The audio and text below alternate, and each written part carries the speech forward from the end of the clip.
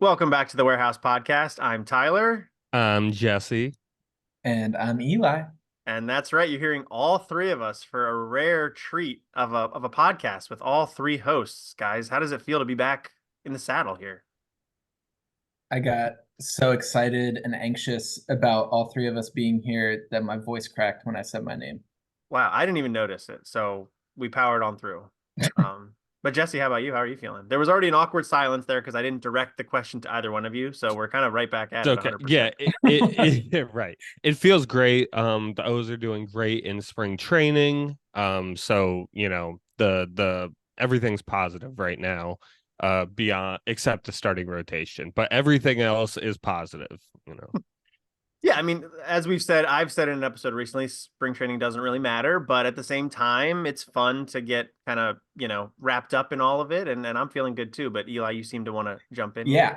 I just want to say, like, Baltimore's preseason dominance It's true. continues. The Ravens may have lost their streak, but it's just this is what we do here in Baltimore, even though I'm not actually in Baltimore right now. But this is what we do. We dominate the preseason, and it has no bearing on the regular season whatsoever. Yeah, we win the games that don't really matter. That's And, right. that's a badge of honor. We were talking before we started recording how growing up, the Orioles seemed to win opening day most years. Although at the same time, while we were growing up, the Orioles were terrible pretty much every single season. So, there's a flip here this year where we win the preseason, we lose opening day, and then we win 105 games in the regular season. I'd be fine with that. I could deal with that. That's a trade I would make for sure. Yeah, we Absolutely. would get over the opening day loss pretty quickly if we won 105 games. Yes. Yeah. And if we don't get swept in the ALDS that follows, that would be sublime as well. But anyway, that's You, you enough. know, Oh, go ahead. I might trade the second game of the season for a non ALDS sweep as Oh, well. so you would take an 0-2 start. Yeah, I would Okay. consider extending it to Wow. maybe 0-3 if we get a World Wow. Series. That would Yeah. make that would make the 105 even more impressive because then you'd have to go It would. 105 and what, Right, right. 50. I don't know. I can't do the math right now, Whatever. but you know what I mean. Out of 160, you'd have to win 105 out of 160. Oh, no, Right, which is 159 rather than 162. Yeah. well, if we go 0-3, it's 158. Yeah. I don't know. Right. Yeah. I'm We've lost. confused. We've You're lost. right. Yeah. This is not a math pod. Not a math pod. And that's been enough banter, I think. So we should probably get into the meat of the episode, which what we're gonna do basically is structure this as like a preview or what we think our predictions are for the opening day roster of the Orioles. It's not necessarily the most original idea. A lot of podcasts and publications do that, but there's been some movement since I would say early February or the start of camp that we feel like it's a good structure for the episode. It's going to allow us to kind of dig into the roster a little bit, kind of talk about those position battles that maybe didn't exist like 2 weeks ago, but I feel like they've kind of been created here recently. So we're going to start with that, and this is kind of a joint prediction here. That's not like individual predictions, but we might have some disagreements as we go on. Did that kind of cover what we're going to talk about here, guys? Anything else to add before we jump in? Perfect. Perfect. Okay. So let's start like with the most guaranteed roster spots, which is going to be behind the plate for the Orioles. And I think we'd all agree Adley Rutschman and James McCann, they're the catchers for the Orioles. Does anybody want to speak against that? No? No I Samuel don't. Basayo fans out there? No Maverick Hanley fans? I am a fan of both of them, Basayo but fan. Yeah. yeah, yeah. But Adley Rutschman and James McCann are our catchers for sure. Fair enough. Fair enough. I think Basayo, maybe we hear about him later in the season. I think he just got to Double A last year, so we'll see. He's been injured in the spring, so we'll see there. Then moving over to first base, Ryan Mountcastle and Ryan O'Hearn. Feels like that's locked in. I feel like people have talked about Ryan Mountcastle as a trade chip at times throughout the offseason. Nothing happened there, but unless something unforeseen happens, Mountcastle O'Hearn, that's going to be the platoon again at first base. Jess, what do you think there? Absolutely. Absolutely. Okay. I'm going to skip to shortstop real quick. Gunnar Henderson. Well, shortstop, third base. I think we assume Gunnar Henderson is going to make the team. I feel pretty good in saying that. I don't know if anybody wants to have some other opinion there. No. Okay. No, no. Let's get to Jordan Westberg. I think that becomes the first kind of interesting one where I think he's going to make the team, right? He's going to make the team, but then what his role is going to be could be dependent on some other things here. On our little prediction here. We've got him penciled in as the second baseman. But Eli, do you have any thoughts there? Is Jordan Westburg going to be the second baseman, or how confident, I guess, do you feel in that prediction? I feel pretty confident there. For whatever reason, I think between some combination of service time manipulation and I think, well, I'm looking at Jackson Holliday, of course. That's what everyone's looking Let's at. talk about it. Let's talk about it. Yeah, let's just get into it. We were trying to talk about Jackson Holliday without talking about Jackson Holliday. Right, that's right. But now let's just talk about him. Yeah. So to me, the incentive to put somebody on the opening day roster at this point in time is confidence that they will get into the top couple spots for rookie of the year and they will get you a draft pick. Otherwise, you're going to hold them and you're going to want that extra year of service time. For me, Jackson Holliday, being as young as he is, does not have the best shot at winning rookie of the year. I think he will struggle. Like we saw him tear through the first 3 levels and then at AAA, his stats were not bad by any means, don't get me wrong, but he definitely did slow down a bit. And just because he is so young, you have to assume there's going to be some kind of struggles there. So in my eyes, I think the Orioles make the calculus that Jackson Holliday probably will not be in the rookie of the year running.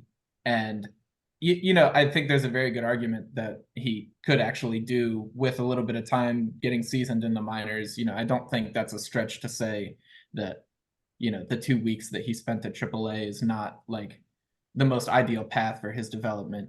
So he could see some more experienced pitching, some people who know how to attack him a little bit, and they can manipulate his service time a little bit and then bring him up later in the year when things are a little bit more stable. And that is how I see opening day shaking out. So to me, Jordan Westburg then is probably the best option for second base. And we've got Ramon Urias at third base. Okay, fair enough. Because that's an interesting conversation too. I think let's stick on Holliday for a second, Jess, and kind of get your take there. I think I've kind of talked in a previous episode about Holliday, sort of like I'm thinking the same lines as Eli there, where I see how he can make the opening day roster for sure, but I think ultimately I come down on probably not. And then we see him potentially in like May or something. But Jess, what do you think about Holliday right now? Yeah, I think it's a combination of, right, he is just so young at this point in time. I think the Orioles have enough of an excuse to not make him a major leaguer on opening day. And then it sort of becomes a question about, we also have to look at the Orioles organization and sort of what's in Elias's nature. And I think all those sorts of signs lead to Holliday not being on the opening day roster. So I'm going to agree with those assessments. Okay. And when you're talking about Elias's like tendencies, I know we talk about it on the side sometimes, but like he tends to favor like roster flexibility and things like that. And Holliday himself would be flexible because you can move him up and down, but his presence on the roster then impacts other players down funnel, which I think could include Ramon Urias. I mean, like we've talked about him as a trade chip previously because he's just a guy that obviously is an accomplished major league player. I think you feel fine when he's in the lineup. He's got a gold glove, but certainly like a step below like spectacular. He's a steady everyday player. But Eli, you just kind of talked, you see Ramon Urias as on the opening day roster. And I think I would be curious there to hear if you have any thoughts on like his potential as a trade chip in the spring, and then maybe that does open up a spot for Holliday. What do you think there?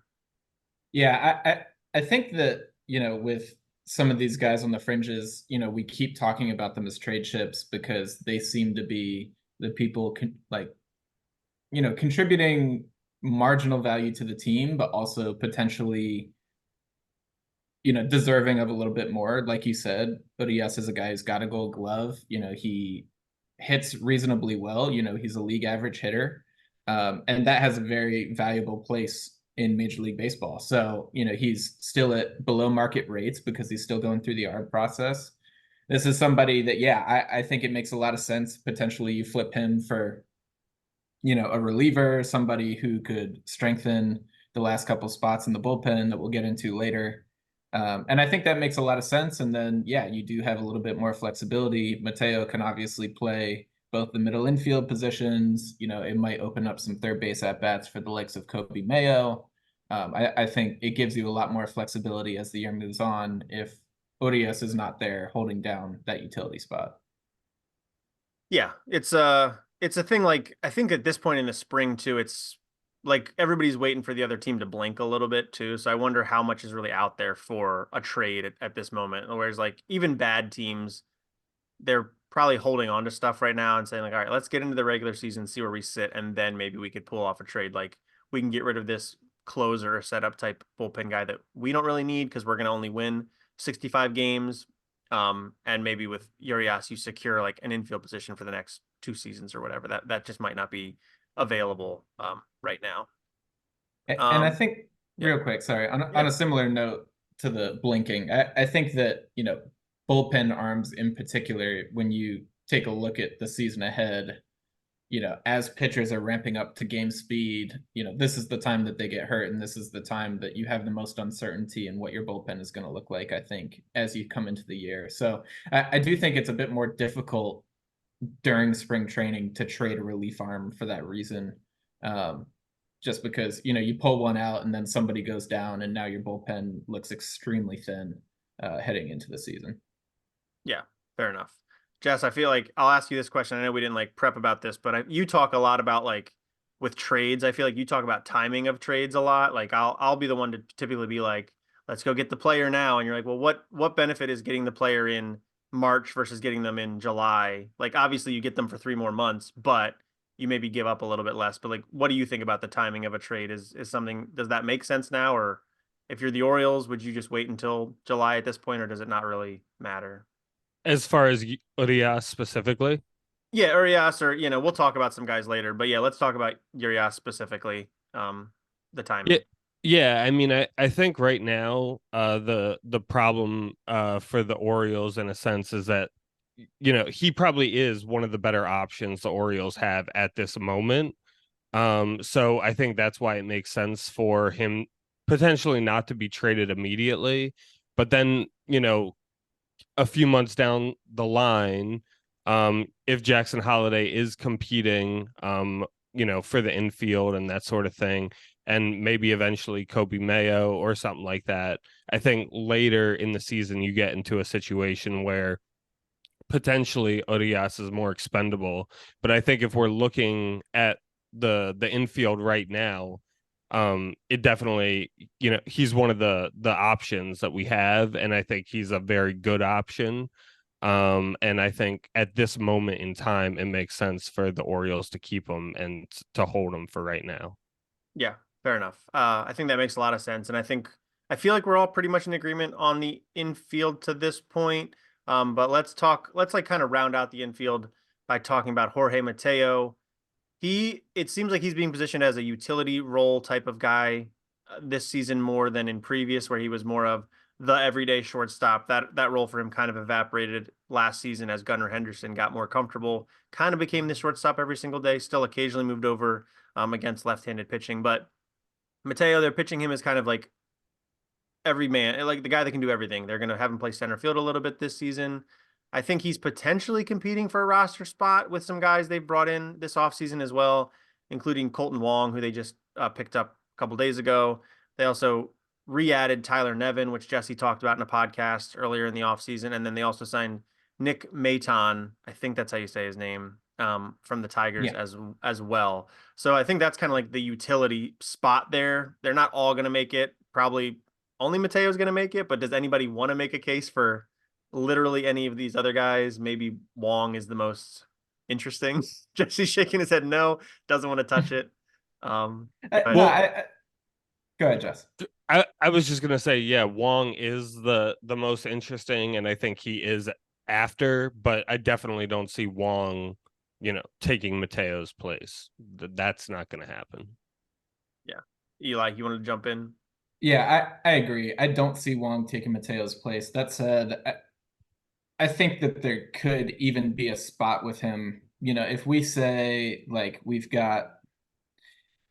if we're only keeping one fourth outfielder and we don't have a fifth, then I think Colton Wong could even have a spot, and you could have something like Westberg, Gunnar, Mateo, Urias, and Colton Wong all on the roster. I think it gets a little bit crowded, but you can kind of take credit for Mateo being able to play center field. You can take credit for O'Hearn playing the corners a little bit.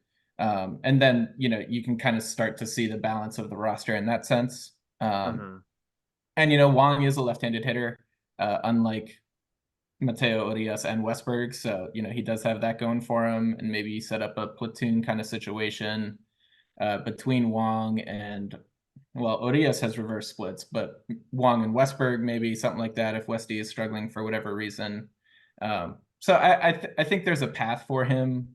Clearly, he needs to show that he's going to hit a little better than he did last year. But, as recently as 2 seasons ago, he was very much a league average hitter, particularly for a second baseman, and has the Gold Glove in the past. So, yeah, no, that's a good point. I mean, we're going to talk about the outfield here in a second. I think in a scenario where Wong makes the team, like you're saying, you'd probably keep fewer true outfielders, which can impact some young guys, which we'll talk on in a second. I think the thing about Wong, I do want to touch on is, everything gets overblown on social media. And I think when Wong signed, there was a little bit of a panic in like Orioles fandom on Twitter that he's like the next Adam Frazier. Jesse, you even called him that when we were talking before the show, like the new, like the Odor, Frazier, Wong, and people are panicking about him being brought in to block Jackson Holliday. I think that's like that's a big overreaction to the signing. I think it is a much simpler situation where the Orioles wanted some veteran depth on the infield, and he's a guy that potentially they could sneak to Norfolk if he doesn't make the roster. He does have an opt out if he doesn't make the opening day roster, so maybe that's not even in the situation or in the conversation right now. But all that to say, like, Jackson Holliday is going to be in Baltimore when the Orioles deem him ready to be in Baltimore, and there's nobody on like the face of the earth, I think, that could block Jackson Holliday, but it makes it easier on the Orioles to like give him the seasoning he needs if you have somebody like a Wong that you feel a little bit better about playing second base or doing a platoon thing, like you said, with Westberg, than if you don't have that and you feel like you need to panic to bring him up. That's not to say there's no like service time manipulation. I think that could definitely be part of the conversation, but that's kind of my read. Jess, did you want to jump in? I mean, yeah, and I did make the comparison to Adam Frazier just because they're sort of gonna serve a similar sort of role. I think Adam Frazier is gonna played a lot more last year than Wong probably will play this year. So that's why I sort of made that comparison. There is a big distinction. Wong did sign a minor league deal. Right. And we actually gave Adam Frazier a decent amount of money. I can't remember exactly off the top of my head. So when you and it was a saw major that league deal, you're right. Right, yeah. So when you saw that signing for Frazier, okay, we're not going to be expending these amount of resources if we're not going to allow this guy a substantial amount of playing time. So with Wong, you can see the distinction in how the Orioles went about the process, and they're committing less resources to him, and by extension, probably less playing time. Yeah, that's a good point. So yeah, that's kind of that. Does anybody want to talk about Tyler Nevin or Nick Maton? I mean, these are guys on the 40-man roster that I think I get it from a camp depth perspective, and potentially you're sneaking them through waivers to stick around in Norfolk, and you've got guys with big league experience down there, and there's some value there. But I don't see a scenario apart from catastrophic injury that either one of them makes the opening day roster. Yeah, I'm not going to fall into the trap of really spending time on either one, but I will say Nick Maton had a very nice play at second base today, diving to his glove side. It was sweet. There you go. Nicely done, Nick Maton. Maybe your highlight of your Orioles career. We'll see. Moving to the outfield, I think, again, there's three guys here that are clearly making the team, and that's Austin Hayes, Cedric Mullins, Anthony Santander. I think with Santander, it'll be interesting to see how the Orioles use him this year. I feel like he's going to play a little more first base, maybe a little more DH, and a little less outfield. We'll see there. But those three are locks to make the team, provided they're healthy. Then it gets a little more interesting with the younger guys, which it's this trio, and I think there's two tiers here. it's kind of Heston Kjerstad and Colton Cowser as like young guys that have gotten a taste that seem to be part of the Orioles' future. And there's Kyle Stowers, who made the opening day roster last year. Seems like he got jumped in terms of the pecking order of the organization, and now it's tough to see a situation where he makes it. Eli, do you have any thoughts there in terms of that young trio in maybe who's got like the inside lane on making the team? Yeah, in my eyes, I think that I think they roll with Kjerstad. I think they roll with Kjerstad and Cowser. I don't Wow. like how left-handed this makes our bench. I really don't like it, but I think it's the way it happens. I think that, and like, when I started talking, I thought it was only Kjerstad, and I thought that one of these infielders we just talked about would be there, but I like change. I am changing my mind every time I think about it. Is the point? Um, yeah, I think they like the defensive versatility of Cowser. He does have the ability to play some center field. There are debates out there in the Orioles podcast sphere right now as to how good he is in center. I know Fangraphs doesn't like him so much. MLB Pipeline loves him, et cetera, et cetera. So differing opinions, but at least in a pinch, you can go ahead and you can put him in center. At the very least, you could put Austin Hayes in center and slide Cowser into left. He can definitely cover that. So I think they like that versatility. That said, I think Kjerstad is a more developed hitter, of course. I think, whereas Cowser is more of a guy who has every tool at average to plus, Kjerstad is a guy who just mashes, and that's what he does. And so I think you have a little more like ability to make an impact, even in a smaller role, out of Kjerstad. So I think Kjerstad is a more surefire bet, but I think in the end, I'm predicting that both of them make it. I mean, it's interesting. Yeah, I think it does like kind of run counter to like what most people are thinking. But to the point I made about Santander potentially playing more first base or DH and kind of abandoning right field a little bit, you then need an everyday right fielder, Right. which Kjerstad potentially is that. Potentially Kjerstad Cowser, not a traditional platoon because they're both lefties, but you could kind of make sense of that. And then not having the Orioles already don't really have in that scenario a traditional like fourth outfielder because you don't have a guy that is like, I would say, a natural center fielder. Like you said, Cowser's played center. He plays a lot of center, but people don't love him out there. And then Mateo again has played center, but is probably not viewed as a center fielder. Um, Right. that could be interesting to see both of them. It'll be a matter of juggling the playing time then to Right. It's a very weird fit, and I think I think the thing that might even be the biggest point against it, and this is where my head was before I started talking, and then I flipped in the middle, but is Ryan O'Hearn. I think that Ryan O'Hearn really like throws holes, and I think it might be a problem. See, this is what's ridiculous is like, who is it a problem more for? Ryan O'Hearn is a graduated and no options version of Heston Kjerstad, and probably will be more reliable, a more steady contributor. Whereas Kjerstad, he's got some strikeout issues, and it will be his first full season in the bigs. So, the like right field, first base, DH, left-handed bat position on the Orioles is already filled. And as you are talking about with Santander, him potentially starting to move out of the outfield a little bit, that role is filled. But at the same time, because we've got a lot of pieces that can rotate around, I think that the Orioles had never been shy about throwing Ryan O'Hearn out there on a day that it just makes sense and somebody needs a day off. I think we've got, with pulling somebody out of that rotation for a day off once a week, there might be a way to work this out such that everybody gets 2-3 games starting in right field, 2-3 games starting at first base, etc. And like it works out. Yeah. But it is very difficult. I think if Ryan O'Hearn is not there and Santander can fill in a bit more at first base, then that gives Kjerstad a much easier path. I think Cowser makes it based on his defensive merit, though. So they kind of have two different things going for them. Yeah, it's not easy. I do No. not envy Mike Elias Well, it would be and interesting. Brandon Hyde. It would be interesting to know like what the thinking is right now, because I think something I've thought about is not to say Hayes, Mullins, and Santander are old, because they're not. They're all still under 30 years old. But we saw Mullins go on the IL twice last year with groin injuries. We saw Hayes not go on the IL, I don't believe, but he really started to struggle in the second half or post All-Star game. And we know he's had injury stuff in the past.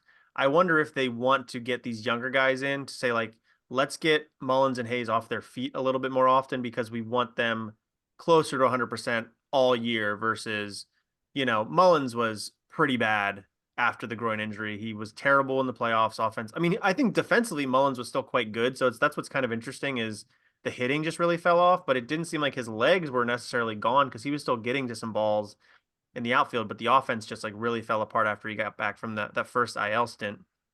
So I just wonder if it's like, let's have Cowser play a day a week in center field, or 2 days a week in center field, get Mullins off his feet.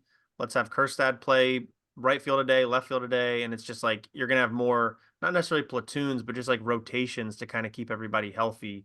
And then like besides that, you're going to basically have like only Gunner play like every single day, and everybody else is going to like cycle in and out. I don't know if that's like overly complicated, but I don't know, Jesse, if you have any thoughts in terms of keeping older players healthy, or not even older necessarily, but like important players healthy. Well, my natural inclination is, and I think this is what the Orioles are going to do. I think we're sort of in a situation where we have to do it. I don't necessarily love the idea of all these young guys having all this sort of instability and rotating around and playing different positions all the time. That's not, I don't think, an ideal situation. But I sort of think with how this roster is constructed, that's kind of how our cards are dealt. And I think the Orioles do have this conundrum between Kerstad and Cowser, right? Sort of like Eli was describing.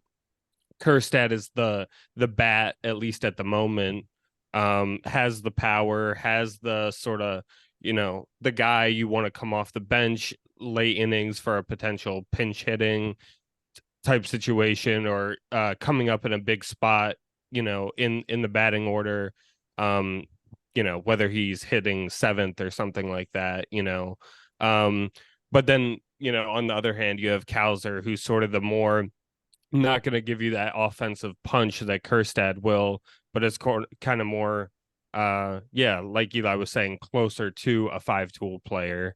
Not saying that he is, but closer to a five-tool player, and sort of has the sort of stability, can play different positions. He can play center, unlike Kerstad. So I think that is sort of the conundrum, and I'm hoping that both of them make the team, because I want to see both of them make the team.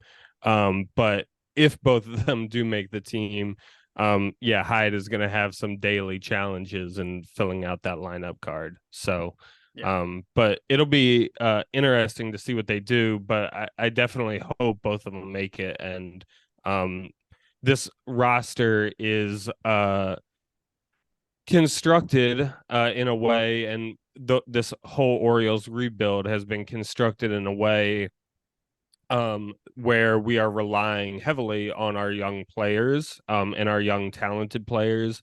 And I want to see the Orioles go with that, and see what the young guys can do. So yeah, I got to back up a little bit. I'm like, the more I'm thinking through it. So the situation where Cedric Mullins needs a day off and Austin Hayes slides over to center theoretically. If we put Mateo in center, I was going to Hayes, say, don't forget about Mateo. All right, I got him. If Mateo stays or can play in center and Austin Hayes hangs out in left, that's okay.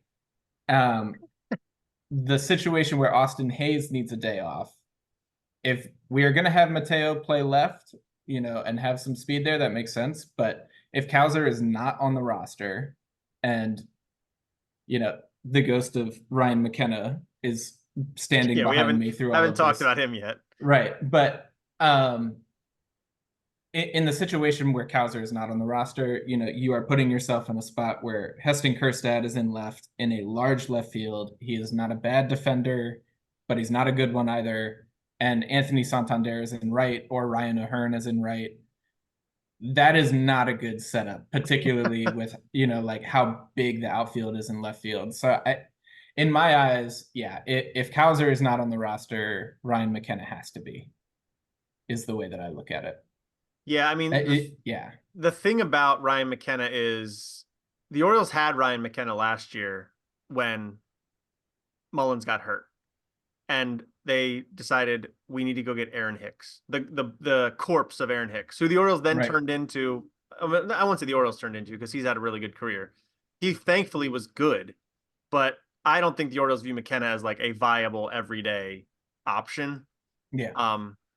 So that's why like we haven't talked about him yet. He's sort of on the outside looking in because he's had his moments, and I think he does bring a lot of ability on the base paths. He's speedy. He's not necessarily going to steal bases, but he's fast. And I think he can play a decent outfield, although I think like his physical skills would dictate he does better than he actually does end up doing. But I think like the Orioles have kind of made their decision on McKenna, and he's gone as far as they're going to let him go. So I don't know that. Then what's the value of him on the team at all? If we don't think he could fill in for 10 days, in a pinch, why have him when we could just turn to a Cowser or a Kerstad and potentially be better off anyway? I think the only argument for it is that it is the old like everyday playing time argument. If you are seeing Cowser as somebody who you want playing every day and you do not want to fall into, the like being on the bench for 3 days and then coming in to, stand in for Austin Hayes or Mullins, like I just talked about. If you do not want him to be that because you value him too highly and you want to wait until another spot opens up, then you stick him in AAA. Yeah. And I think he's got nothing more to learn in AAA. Clearly, he's, slugging over 500 there over the course of last season, et cetera, et cetera. But, I do think that I don't know. It's just like, it's about reps, it's like keeping him at peak form. Clearly he's hitting the ball extremely well in spring training right now, but keeping him at peak form is a good argument for just putting him in a position where he can get everyday playing time as the center fielder. You could keep working on that center field defense, etc. I think that there's an argument for it. And McKenna's out of options, so if the Orioles value him as a depth piece, maybe you're scared about him getting plucked, which I think he probably would be if you tried to send him through waivers.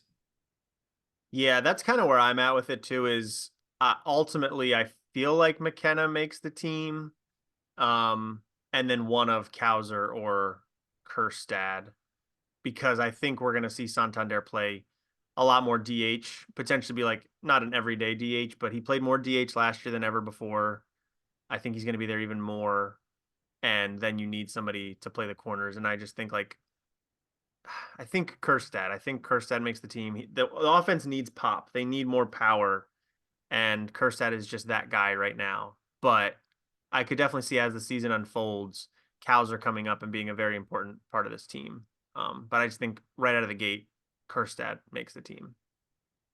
And McKenna, and then there's no other like additional infielders that we haven't talked about. I like I've said before, I don't think Holliday or Wong make the team. But then that leaves Kyle Stowers as kind of the one outfielder we haven't really talked about. He's an interesting case where he made the opening day roster last year, then got sent down, and I don't think he came back up. I think he had an injury at one point, and I kind of don't really know what you do with Kyle Stowers right now. I think he's got options, right? So they can send him back down, but then it becomes okay. Like, not that you're not going to trade him for a ton or anything. He's not going to get you some crazy package, but if you could get anything for him and you allow him to kind of continue in his career and sort of do the best that he can, I feel like you do that. But I don't know, Jesse, what do you think about Kyle Stowers? What if you're Mike Elias, what are you going to do with the guy? Yeah, I mean, I think we're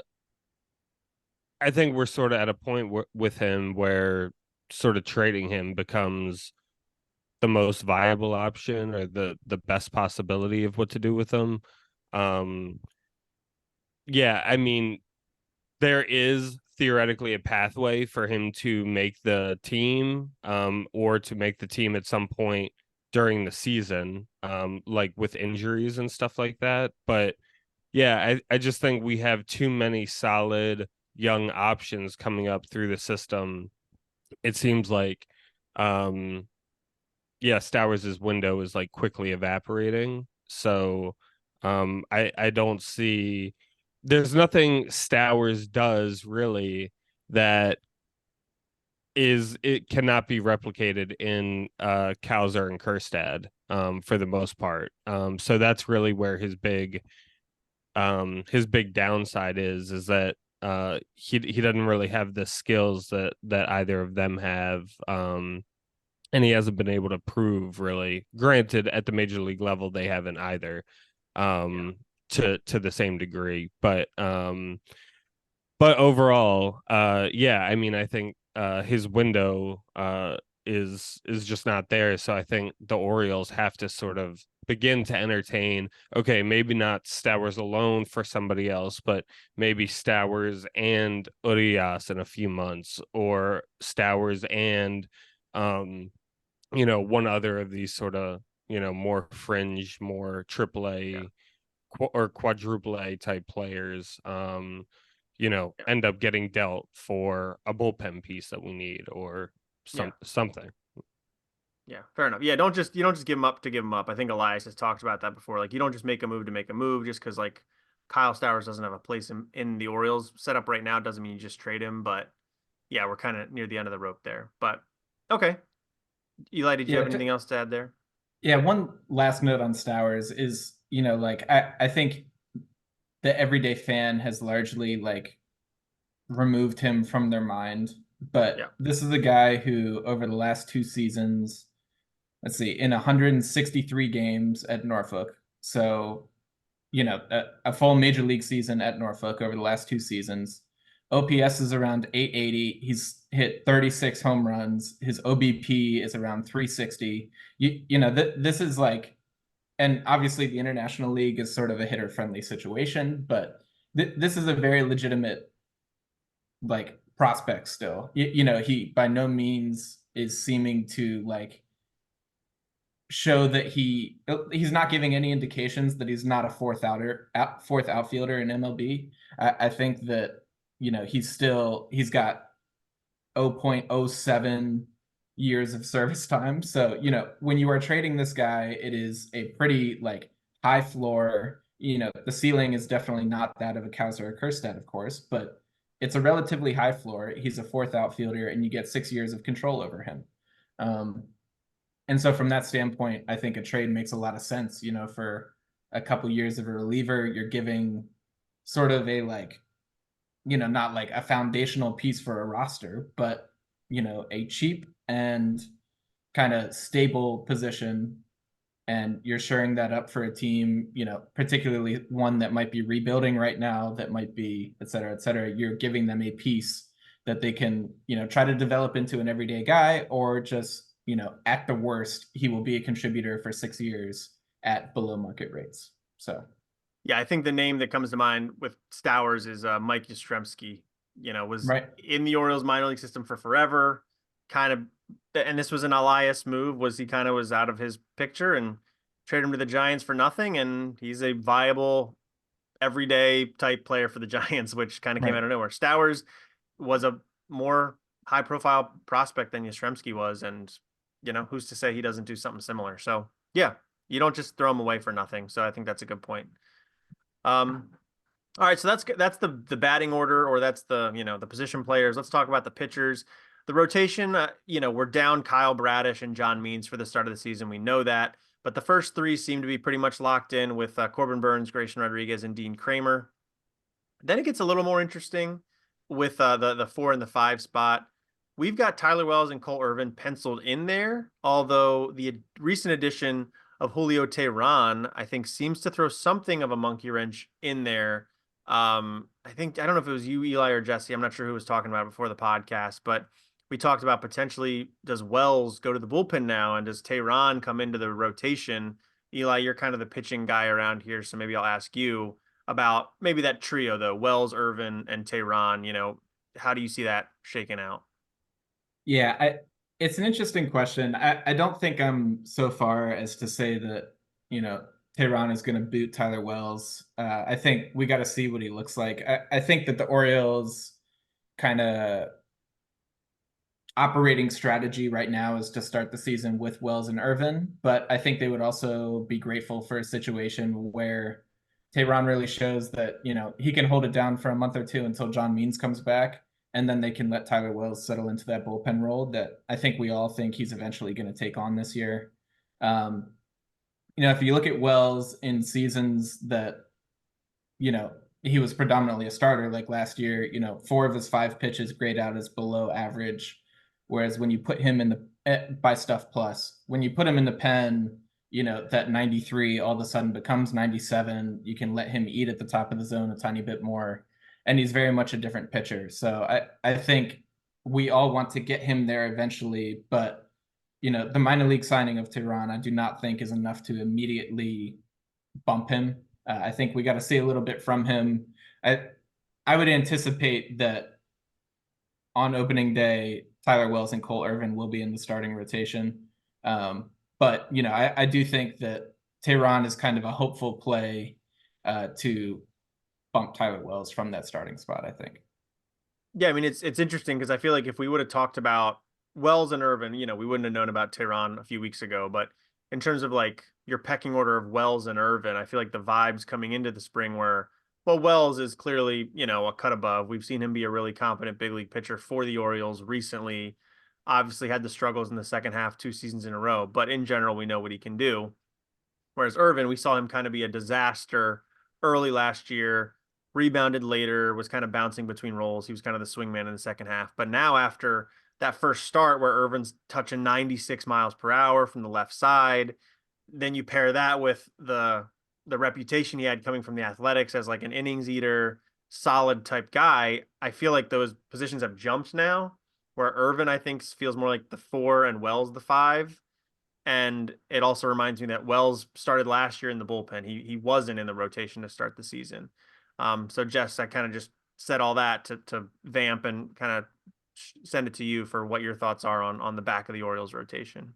Well, I think in what you're saying about Irvin and Wells, I think the other thing you have to keep in mind that you didn't really mention there is just the distinction. Irvin as a long man or Irvin as a starter is roughly going to be the same Irvin, but Wells as a starter and Wells as a bullpen piece is not going to be the same Tyler Wells. So I think that's where the case for Irvin being in the rotation really sort of comes into play.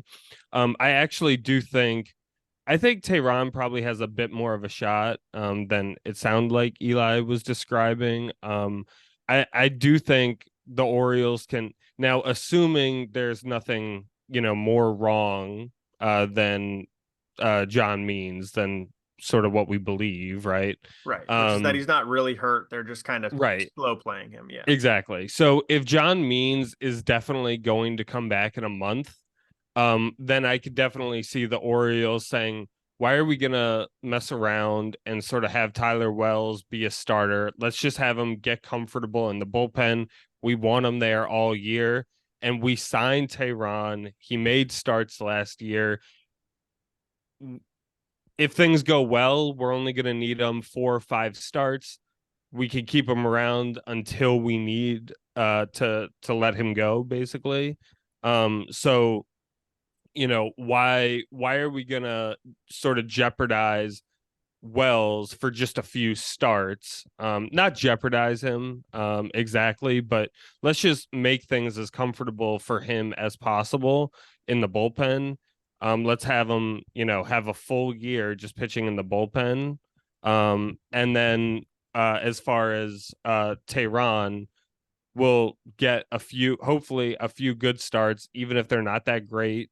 It's not the end of the world because we're not relying on him to be the 5 for the entire year, just for a month.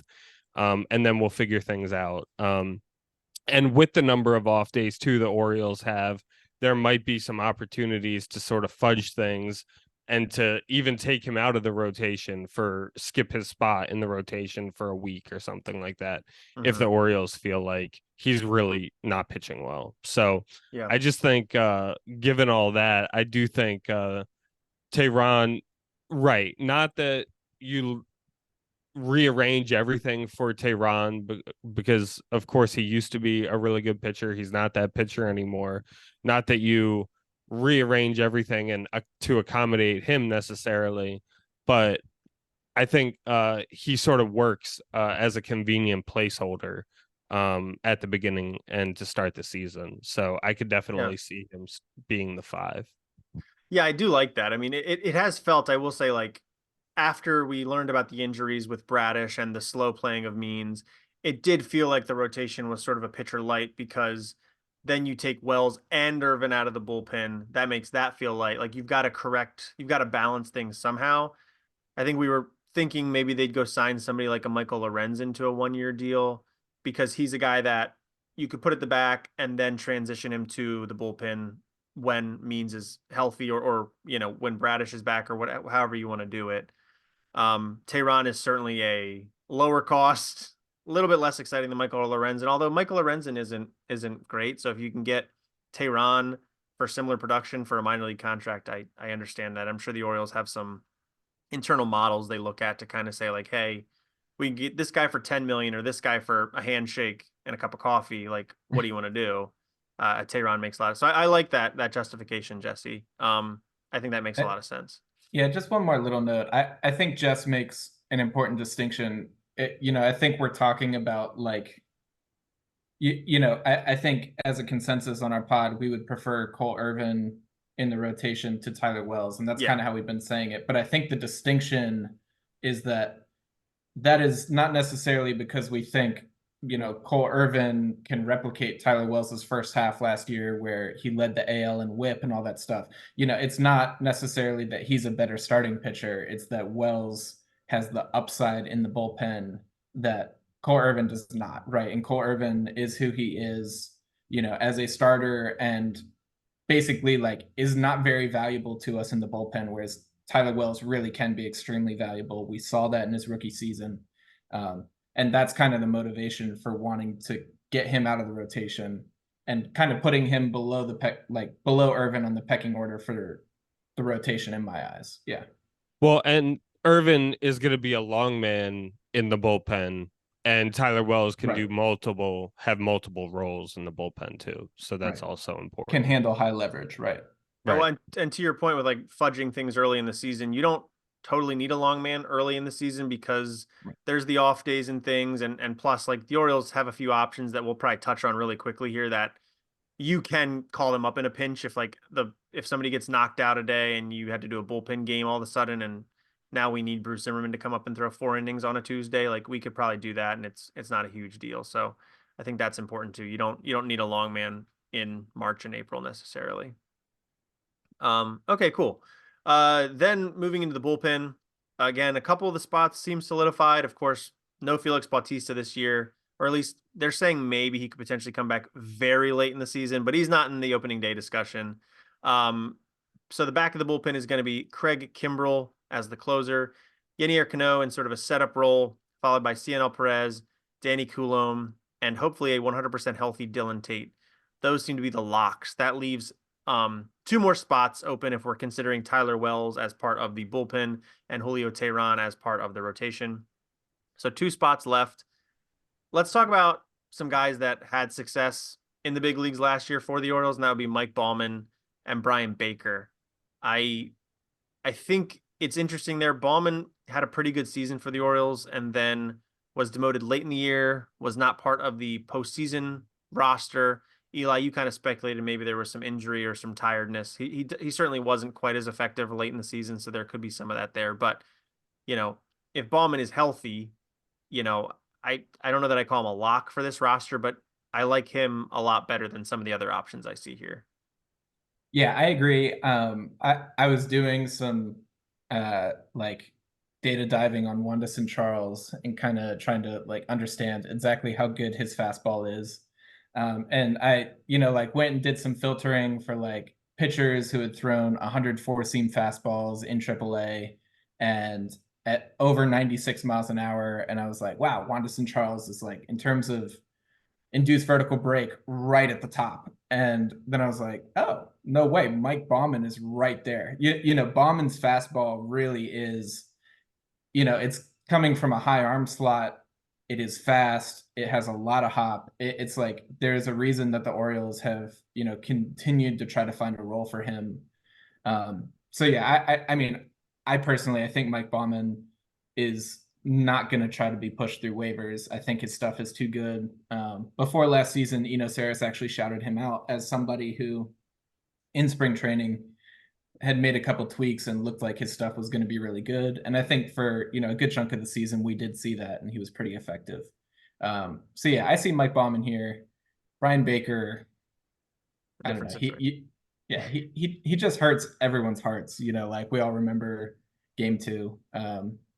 Yeah. So I don't know. He's I don't know. He's a guy he could be there. He's a guy that's going to get gobbled up if the Orioles don't keep him, though. He's that skill set. Right. He's Right. What was it, Shane Green a couple of years ago? I mean, he's a better version of that, right? Where Green threw really hard, had an interesting repertoire, got Right. gobbled up right away. Brian Baker is another level of that, where he's a classic major league relief pitcher. The stuff sometimes is like, wow, he did that, and then at the same time, it's like, oh, he did that again. Like, awesome. That was by Fangraphs. By Stuff Plus, his entire repertoire is 20% better than league average, which is, astounding. I mean, he's got 3+ pitches, and he has the ability to punch guys out, which we have talked about is something that the Orioles bullpen as a whole does not have so much. Hopefully Craig Kimbrell will show a lot of that, but, he's limited to 1 inning. Cano, Perez, Coulomb, Tate, all 4 of them are better at getting ground balls and soft contact. So, Baker does have that ability. It's just, can he throw strikes, which has been a significant problem for a long time. Jesse's shaking his head. I don't know. I think Baker is more up in the air than Baumann for me. And we do have, a number of guys that we brought in that I assume we're going to talk about shortly that, have shown good stuff and could do something. Yes, we can talk about those guys. Or Jess, if you want to talk about Baker and Baumann, if you have any thoughts there. You were shaking your head aggressively there about. No, I mean, Baker. I do agree. I think out of the two, Baumann is more or less the lock. Yeah, you can't really say that, right? But I do feel very confident that Baumann will be there. Okay, and Baker less so, but definitely less so than Baumann. I mean, the thing with him is he's just been so bad. He did have a good season a couple years ago. So I think obviously that that's what the Orioles are trying to revive. But it's just like with bullpen guys, I mean, you talk about the volatility of bullpen guys all the time, Tyler. And I mean, if he doesn't have his command and he can't walk guys like he's been doing, and I mean, and it even goes beyond the command. There've just been a lot of issues with him. So, I think he would. I think he's sort of one of the few guys on the team that he sort of has something he has to prove in spring training. What I will say about, so Baumann is out of options. That does factor in here when we talk about roster flexibility. Baker, according to Fangraphs roster resource, he has 1 option left. So there could be some flexibility there. I assume these numbers are correct. If they're not, please let us know. But if Baker does have an option left, maybe there's something there they can do, because there's a bunch of guys here that Eli kind of mentioned the Orioles added this offseason in Matt Crook, Caleb Ort, Jonathan Heasley, Tucker Davidson. I think of those guys, I think Heasley has an option left, but I think the rest of them are out. But I can verify that. Yeah, Davidson's out. I had thought that Jonathan Heasley was out too, honestly. Yeah, according to roster resource, Heasley has 1 left. Okay, my bad. And so does Ort. So these are some guys here, but I don't know if you've got any thoughts on these guys there, Eli. Yeah, I can also say Jacob Webb is also out of options too. That's right. Yeah. He's another guy with us. So yeah, I don't know. I mean, I think that, we brought these guys in, like Tucker Davidson. You said he has no options. Davidson has no options, correct. Yeah. Oh, we brought him in because he was flashing that splitter at the end of the year that was absolutely dominant. So we brought in guys with these interesting characteristics, I think. I don't know. I tend to think that the Orioles, as we have talked about, will do whatever is best for keeping guys in the organization for the early part of the year. So I think that those with no options will be given, you know, kind of given the leg up in this. So that kind of brings us down to Davidson and Webb. I think that, I don't know. I always just tend toward the Orioles go with the safer thing, which is probably Jacob Webb. We had him last year. We're more familiar with him. We've established, how to refine what he's doing throughout the course of a season in a way that, we haven't with Tucker Davidson, just because we haven't had that experience with him. That said, Jacob Webb does not have, the one super flashy pitch like Davidson does. And Davidson has been getting a good number of innings. He's already thrown 3 innings in the spring. So clearly they're trying to give him a legitimate look here. I think it's too early to really say which of them we'll end up with. I think we'll try to maintain that roster flexibility as much as we can. So I think everyone else gets optioned and one of those two joins Bauman in the bullpen. Well, so Davidson's left-handed too, right? Webb's right-handed, so potentially that's a factor too. Could be a factor. I think we're pretty comfy. Probably we already have 2 lefties in the bullpen between Perez and Coulomb, so it doesn't factor in as much for me. But that is a good point. Yeah, so that was it. We were kind of just like workshopping that in real time there when we found out Baker has an option. Probably something we should have looked up before, and again, that maybe is wrong, but if that is, then yeah, I mean, we talk about flexibility all the time. Like, there's kind of no reason to have him on the opening day roster unless you think he is head and shoulders above the no option guys. Which I think I do like Baker more than Webb, but having known nothing about Tucker Davidson apart from what Eli just pretty much talked about, maybe you give Davidson a shot and see how it goes, and you can always call Baker up. But that's kind of life in a big league bullpen there. Jesse, I don't know if you have any strong feelings about sort of the other guys there that we've brought in that I feel like none of us really know a whole lot about yet because we haven't seen a lot of them pitch yet. But any thoughts? Yeah, no. I mean, just what I've heard, rumors and stuff. Yeah. And then apart from them, the only other 2 guys that we didn't really talk about were Keegan Aiken and Bruce Zimmerman. We've seen these guys with the Orioles a bunch. They're more of the long man mold. We've seen both of them have success.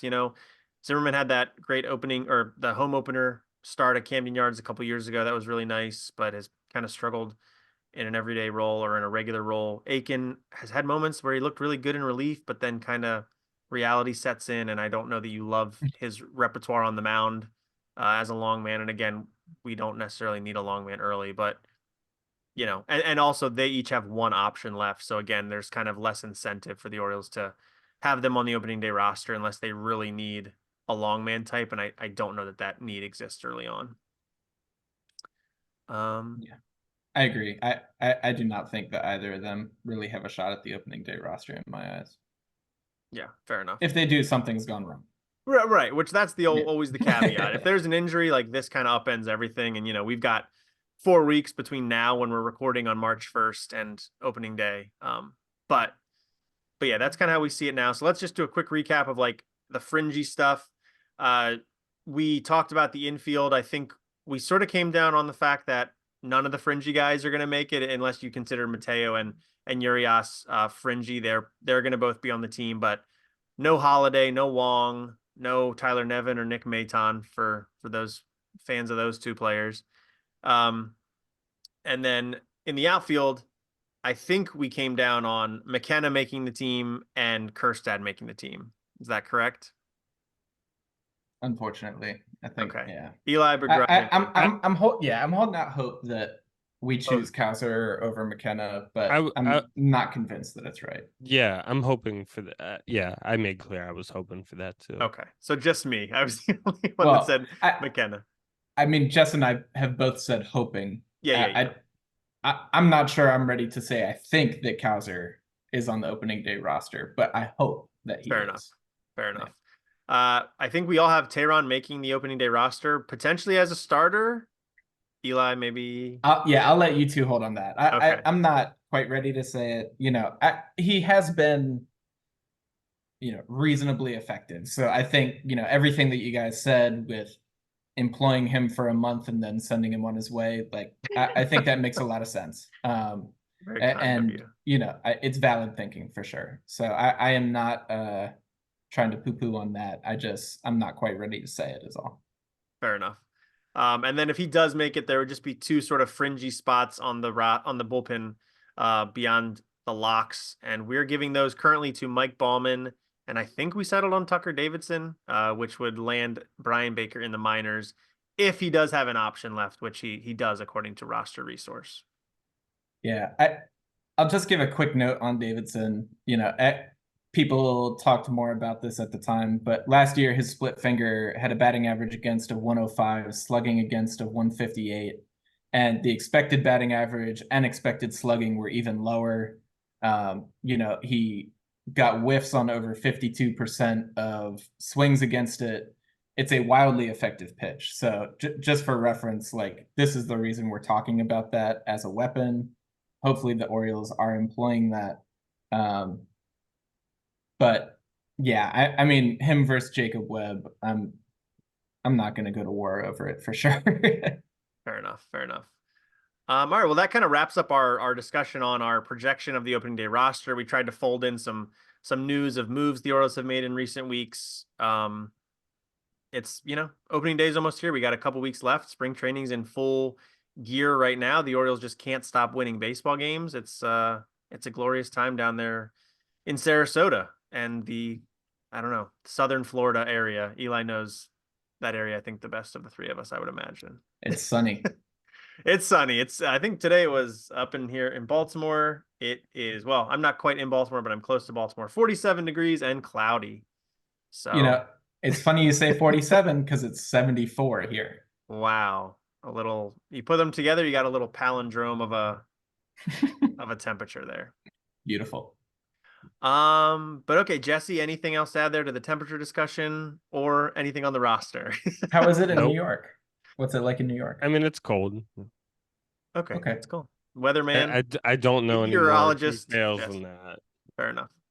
But that's what you come to this podcast for, is the weather updates on the entire eastern part of the United States. We have got you covered. Top, middle, and bottom. North, south, and mid-Atlantic. Absolutely. All right, well, that wraps up that. We'll come back to you guys next week with another episode. Not sure of the topic just yet, but if you don't want to miss it, what you can do is subscribe to us on the podcast feed of your preference. They're on Spotify, we're on Apple, we're on Google. Check us out there. If you like what you hear there, give us a rating and a review. We would really appreciate it. 5 stars would be awesome. Any issues you got with the podcast, please reach out to us at thewarehousepod@gmail.com.